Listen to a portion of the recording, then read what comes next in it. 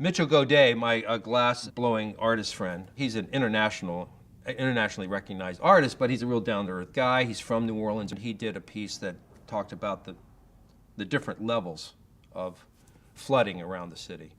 This whole city was completely lasered with a watermark of the flood line after the storm. Not necessarily where the highest level of the water was, but where it stained, where it kind of settled. It's just an amazing thing, and you forget about how actually horrible that is. My home was safe, was fine, because I live right on the river. My studio was affected substantially, but was still secure.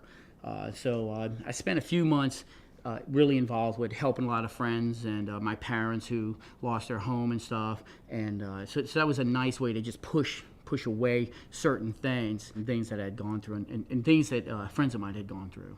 Most people experience a tremendous level of frustration. Now, I'm fortunate. Well, I guess a lot of people had different ways to work it out.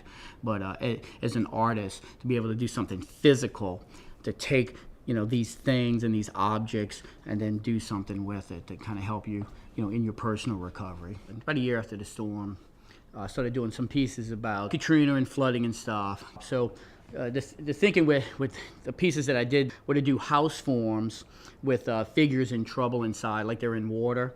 And then the X's were very important because when I came home 9 days later, everything was marked with an X. The National Guard, different military units, police, when they would see if anyone was in the house, they'd put an X. They'd have the date. They'd have if there were any pets involved, if they went in or not, and then if there were any dead bodies in there. So that was very intriguing to me. Like this, all of a sudden, the whole city was marked this way.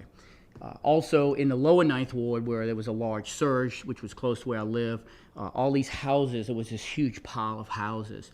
So that's why I had the idea of, with this particular piece, stacking the glass pieces. So we would cast a component, put in a copper figure, cast it, and then pick them up one by one and assemble them high and kind of create this jumble of these glass houses with these figures. And we built it real haphazardly with no plan. I would just pick it up and give it to the gaffers working and assemble it and torch it and just kind of watch it build and grow and stuff, So, I mean, maybe a little, like with some authenticity, like perhaps how the flood just pushed everything.